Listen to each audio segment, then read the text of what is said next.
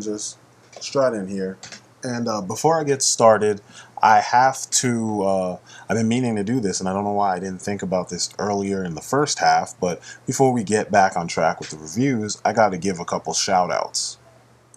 Okay, so I'm going to start out with some shout outs to, these are all people who subscribed to me within the last couple months, and I haven't gotten back to all of them, but I figured I'll put it in a video.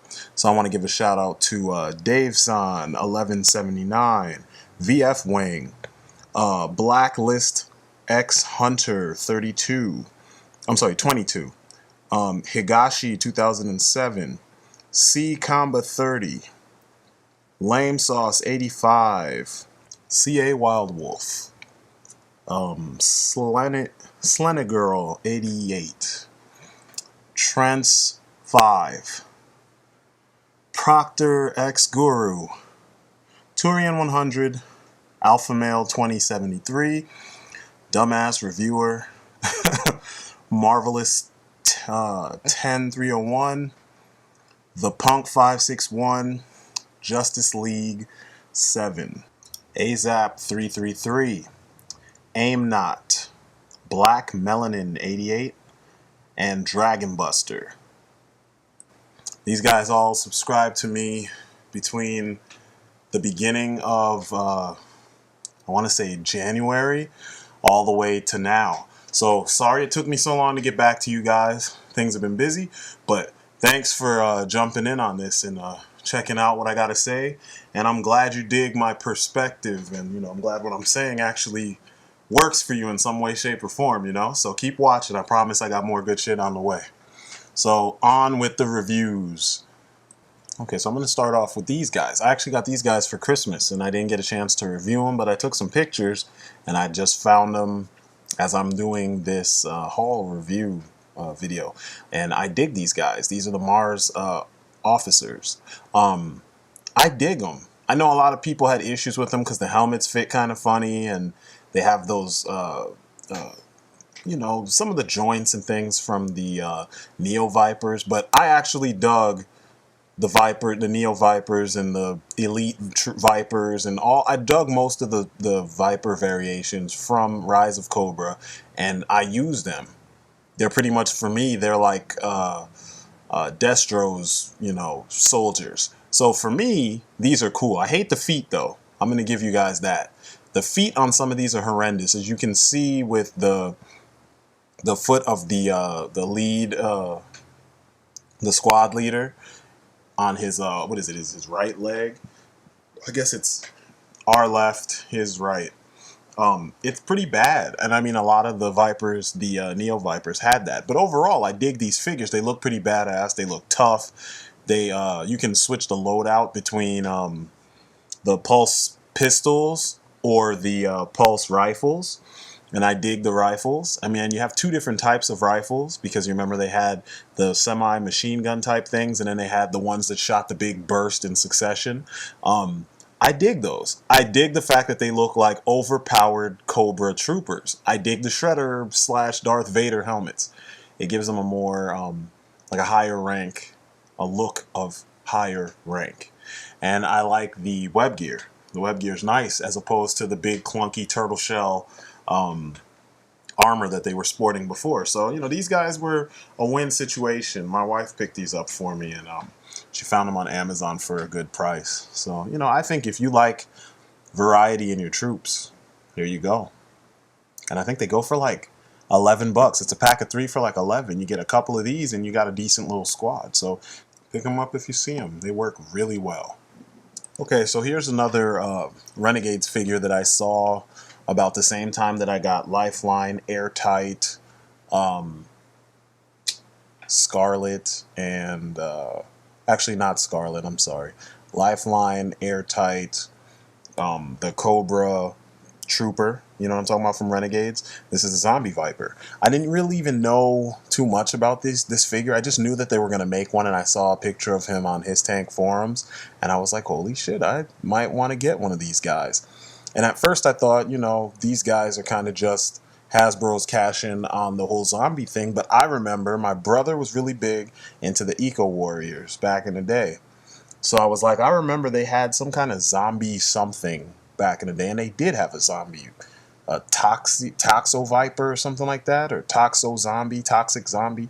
Anyway, he didn't look this good though. This thing is amazing looking. I mean, like, if he was painted any other colors, he'd be one of the most gruesome little toys out there.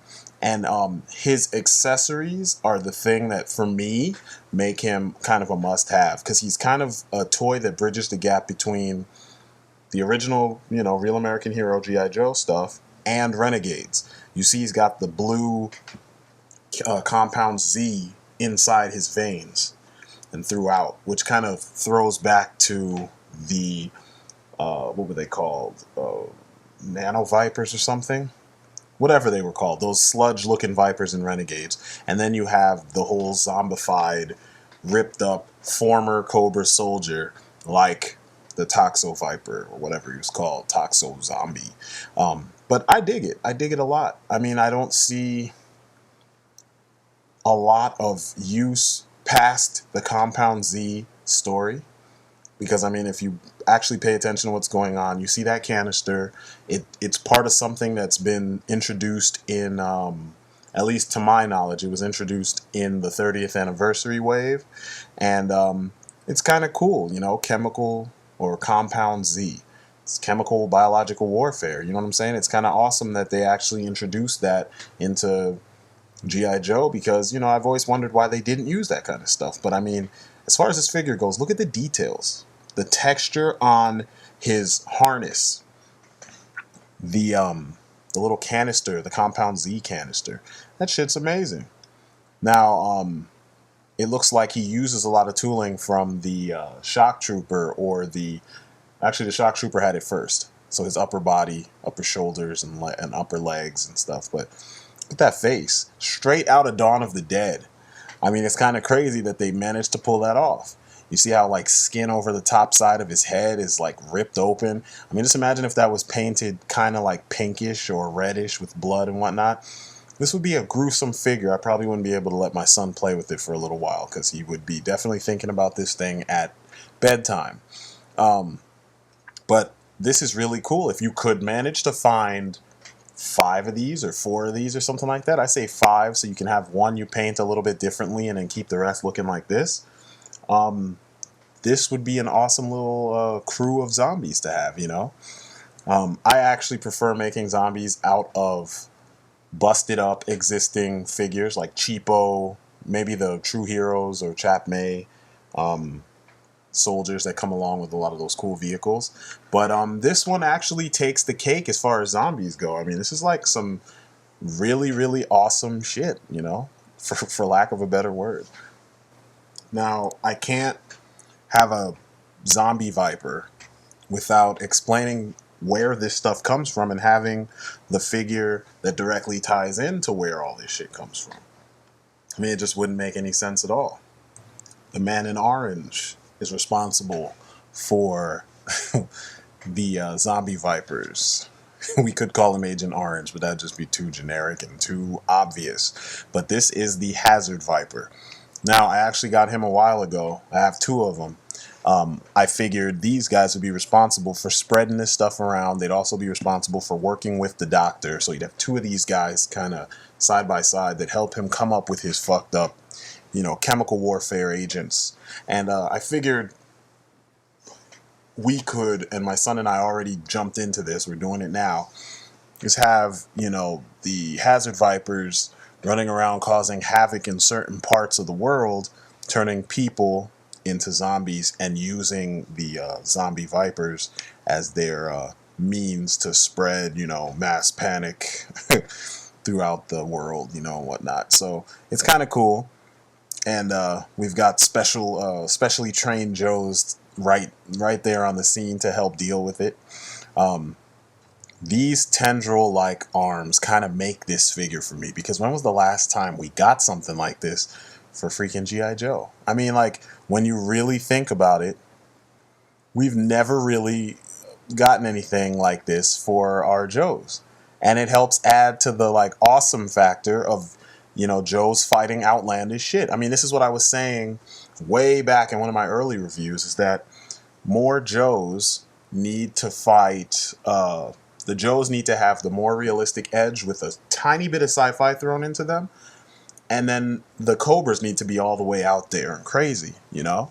Now, I don't know, there's something, I don't like these gas masks, man. They always bug me. And when you see them in like fetish artwork or fetish photography, it's always been like, ugh. And like over on DeviantArt, where I have my website through, you tend to come across a lot of this shit just, you know, when you're looking through people's favorites and whatnot to find cool art. And the shit always freaked me out, and it actually looks freaky and works here. You know, it's functional because he's wearing an NBC suit, but at the same time, it's or HBC, I'm sorry, and it fits though in this case. It fits perfectly. There's his gas gun.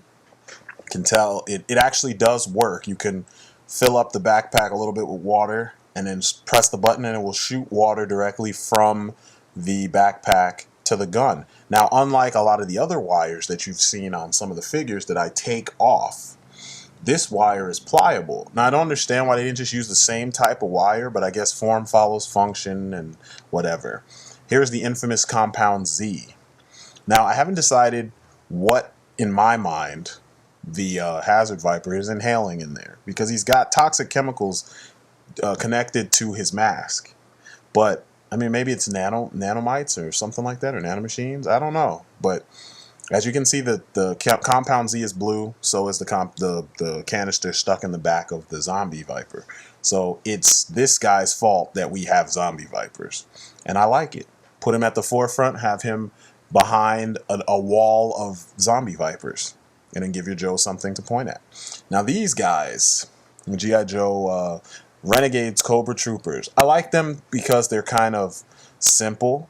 They're way less involved in comparison to the actual Cobra Troopers.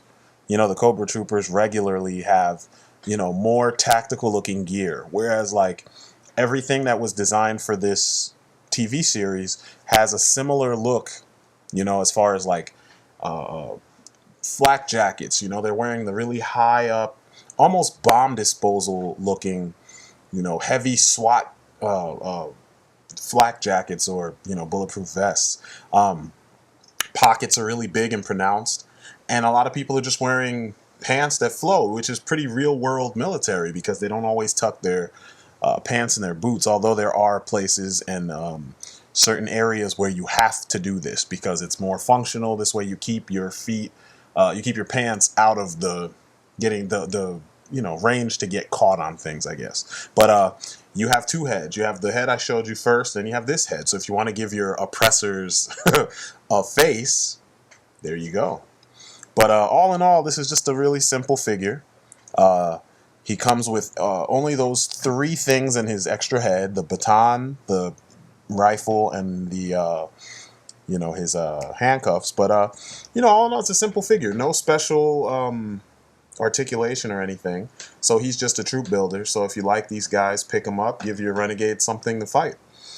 Lifeline. Now, I've been hearing so much about this figure too. Between him and Storm Shadow, they're like the two hardest to find figures, which I always thought it would be like Sci-Fi and Storm Shadow. But for some reason, Lifeline is like this super popular character, which I never understood why. I mean, before this figure, I don't really see what the big deal was, because he seemed like he was just a replacement for Doc. You know, he was part of the group of Joes that replaced the original characters from the cartoon, the Sunbow series. But this figure is awesome. They pretty much made him a combat medic, or what do they call them? Evac medic. So he's the dude who they drop him in to pull you out when you're wounded and you can't make it. And I dig it. I mean, they gave him guns and they gave him tons of tools to keep your ass alive in the middle of a war zone, which is freaking awesome. I kind of dig the fact that they gave him like a more, he's like real cool looking, and he looks exactly like what we remember from the show. I like the fact that they have him fighting, but for a specific reason, as opposed to just being a glutton for warfare and whatnot, you know? Because I remember him being a pacifist in the original series. So he could still have, you know, a pacifistic nature, but at the same time, he could still, you know, when the time comes, if he has a reason to fight, which is to save his fellow Joes, he'll do it. And I dig the fact that he looks like he's that guy who would be, you know, smart in certain situations, calm and cool in other situations, and then jump in and kick ass the way you need to save your buddies, you know. And I'm really glad that they did that. You know, it works really well. Also, the fact that Lifeline wasn't really, I mean, he wasn't in the forefront that often. It's slick that they made him a character who's in the forefront right now, you know? He's on the front lines fighting alongside other Joes whose specialties directly linked to combat, you know? Now, a lot of this stuff feels like this was a time where Hasbro definitely adapted the mantra that form follows function, because they didn't just reuse everything, which I'm sure many of these parts are reused, but, you know, I'm kind of new to this for the second time, but, you know, they really went all out to make sure that his function was obvious and the figure matches the form.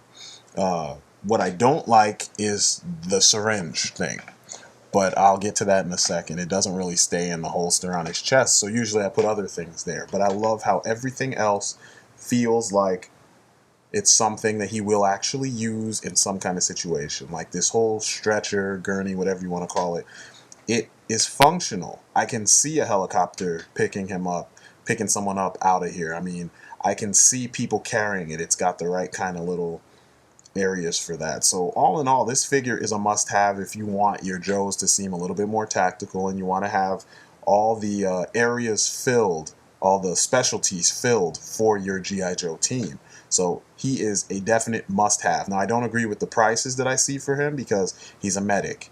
You could make one, but if you see him, I saw him at Target, so if you see him, pick him up. This is another one I got around Christmas time. This is the Red Fang Ninja from Rise of Cobra.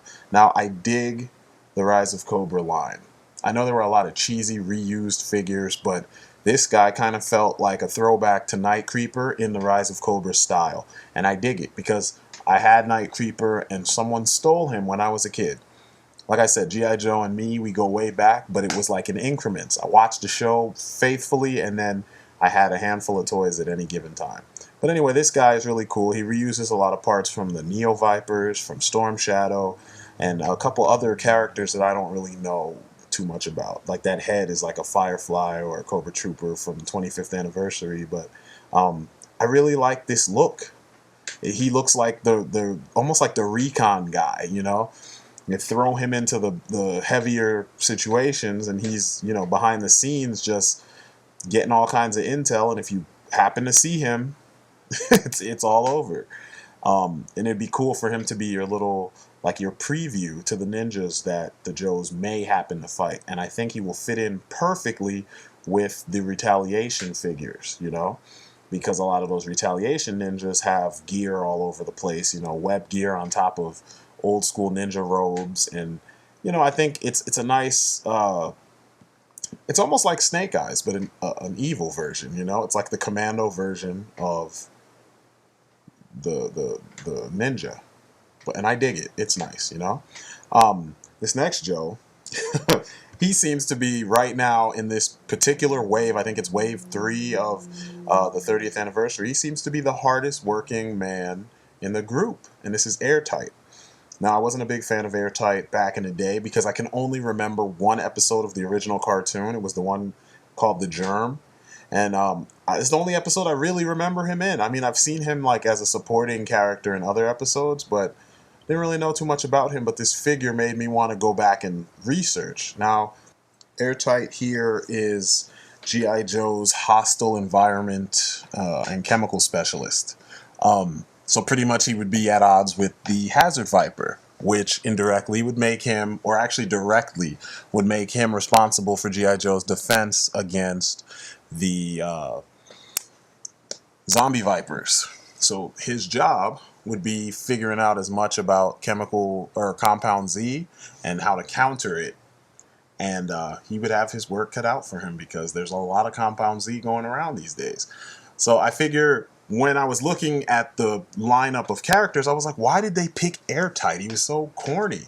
But then I excuse me, I thought about it and I was like, holy shit, this actually makes sense. They got this scientist, this hostile environment, and a chemical specialist against chemical warfare turning people into freaking zombies.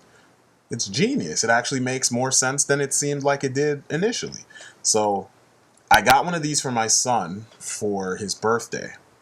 And then we played around with it for a little while, and I was like, damn, this is actually a cooler figure than he knows. So I contemplated if I was going to keep it for myself. And then I was like, you know, that'd be fucked up. It's his birthday. I gave him that one, and then I went back and I found another one. Now, he's another one. I've seen him maybe 3 times in the store, and after I saw him, he was gone. But I understand why. He's a very simple design, but it's very, very tactical and very, very on point to his specialty. You know, form once again following function to the umpteenth degree. I love the fact that he has his, it's sort of a vacuum, sort of, like a containment unit with the gun and the pack. I like the fact that he has the handheld containment unit. And then he has a shotty. Shotty is zombie control. That's how it is. That's how you, it's zombie repellent. It's handheld zombie repellent. Your shotgun, you gotta have a shotgun when dealing with zombies. I mean, technically it would be smart not to because you might spray that shit all over the place, but he knows what's up, and I dig it. That's how I deal with zombies in any game that gives me a loadout that involves a shotgun. But this dude is awesome. I mean, they took a nerdy character and they put him in a situation where he can be a badass hero, which I wish that we would get a game that kind of did the same thing with zombies and stuff. And it's funny because him and Lifeline would have their work cut out for them because they would be trying to save as many people as you can. You drop these 2 in. I mean, I could see a whole story based around these 2. Awesome shit. Techno Viper. We got 2 Techno Vipers. I got one for my son and one for myself. I had this guy when I was a kid. And I had a Robin toy back in the day, and this is weird how these 2 things somehow managed to come across together, or you know. Anyway, my Robin toy broke, so I bought I found this figure, and I used him as my Robin, or my sidekick to Batman for a long time. I don't know why, but this is what you do when you're like 5 or 6 years old, you know? But in actuality, the Techno Vipers are the combat engineers for Cobra. They can build anything, they can repair anything on the spot. I think an awesome way to amp them up is to make them like technopaths. Technopaths have the ability to control technological pieces, you know, anything metals, anything constructs that deal with technology, and have them almost psionically able to, you know, mess with things. I think I'd make them tactile technopaths where they have to touch the metals or touch the pieces involved, and then they can do stuff. I don't know. But the weapons they have are pretty cool. At first, I didn't get it.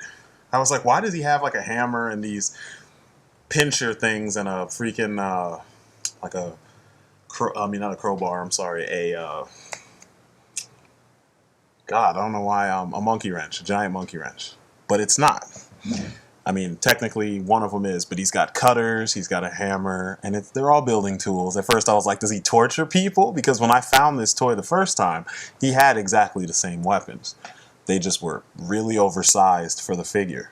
But, you know, I always imagined him torturing people when I did start using him as a Cobra. Like, here's your nuts, pincher.